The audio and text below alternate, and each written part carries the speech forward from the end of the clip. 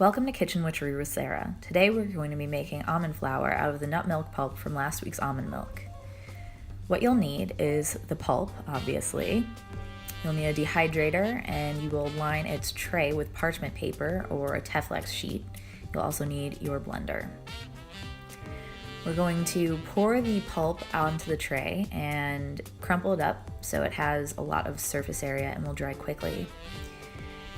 When you put it in the dehydrator, turn it up as high as you feel like. If you want it to be raw, then keep it below 100 degrees. Otherwise, let it sit in there until it's completely dry all the way through. And once it's done, we're gonna put it in the blender and blend it up until you see that it has turned into a fine flour.